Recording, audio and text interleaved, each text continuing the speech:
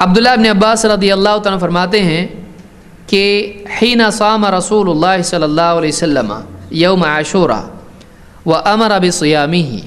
جب اللہ کے رسول صلی اللہ علیہ وسلم نے عاشوراء کا روزہ رکھا خود بھی اور صحابہ کو بھی رکھنے کے لیے کہا، قالوا یا رسول اللہ انہ یوم تعظمہ الیہود والنصارى، کہ یہ ایک ایسا دن ہے عاشوراء کا دن کہ جس کی یہود و نصارہ تعظیم کرتے ہیں، اس کو بہت بڑا دن مانتے ہیں۔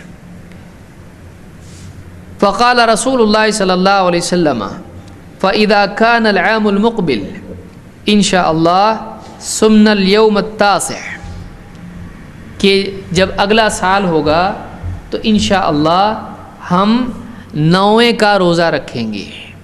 9 محرم کا روزہ رکھیں گے۔ قال فلم يأت العام المقبل حتى توفی رسول اللہ صلی اللہ علیہ وسلم، کہتے ہیں کہ پھر اگلا سال آیا بھی نہیں تھا کہ اللہ کے رسول صلی اللہ علیہ وسلم کی وفات ہو گئی۔ اس حدیث کو امام مسلم نے روایت کیا ہے۔ اس حدیث سے کئی باتیں ہم لے سکتے ہیں، سیکھ سکتے ہیں۔ ایک، اللہ کے نبی صلی اللہ علیہ وسلم کے بارے میں ہم نے پچھلے درس میں دیکھا تھا کہ ابتدائی مرحلے میں آپ اہل کتاب کی موافقت کرتے تھے ایسے امور میں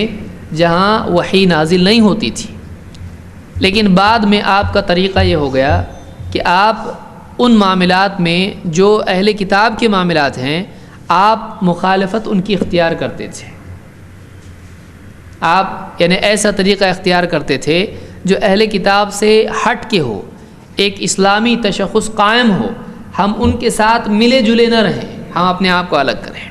اور ایسے کئی معاملات ہیں، مستقل کسی درس میں ہم دیکھیں گے کہ اہل کتاب کی مخالفت کا کتنا اہتمام اللہ کے نبی صلی اللہ علیہ وسلم نے کیا ہے، اور کیا کیا چیزیں ہیں جو ان کی تھیں، اور کس کس چیز میں خاص طور سے ہم کو مخالفت کرنا چاہیے۔ یہ ایک الگ موضوع ہے جس میں آج میں نہیں جاؤں گا۔ تو بعد کے دور میں اللہ کے نبی صلی اللہ علیہ وسلم کا طریقہ یہ ہو گیا کہ جو اہل کتاب کا شعار تھا اور اس شریعت میں وہ نہیں ہے، آپ اس سے الگ راہ اختیار کرتے تھے، آپ اس کی مخالفت ہی کو اسلامی شعار قرار دیتے ہوئے صحابہ کو اسی کی تعلیم دیتے تھے۔ جیسے مثال کے طور پر کہ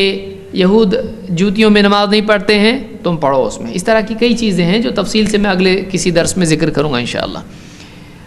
تو صحابہ نے جب دیکھا کہ یہ تو اسلام کا طریقہ ہے، اور اس وقت میں یہ ہو چکا تھا، کئی سالوں کے بعد میں صحابہ اس بات کو سمجھ چکے تھے آخری دور میں، اور یہ بالکل اخیر کی چیز ہے اس لیے کہ اگلے سال آپ کی وفات ہو گئی۔ تو آپ نے کہا کہ اللہ کے رسول یہ جو عاشوراء کا روزہ ہے، جب آپ نے کہا اس کے بارے میں عمل سکھایا صحابہ کو، تو کہا کہ اللہ کے رسول یہود اس دن روزہ رکھتے ہیں اور اس دن کی تعظیم کرتے ہیں، تو یعنی صحابہ کا ایک اعتبار سے یہ اشارہ تھا کہ کیا اس میں بھی ہم مخالفت نہ کریں، جیسے حیض کے معاملات میں صحابہ نے پوچھا تھا، تو کیا ہم اس میں مخالفت نہ کریں؟ تو آپ نے کہا کہ اگلے سال اگر ہم رہے تو ہم 9 کا روزہ رکھیں گے۔ تو یعنی آپ نے بتایا کہ ہاں اس میں بھی یہود کی مخالفت ہے، اور آپ نے اگلے سال کے بارے میں ارادہ کیا کہ انشاءاللہ اگلے سال ہم رہے تو ہم انشاءاللہ اگلے سال 9 کا روزہ رکھیں گے۔ اور صحابی کہتے ہیں کہ اگلا سال آیا بھی نہیں تھا کہ آپ کی وفات ہو گئی۔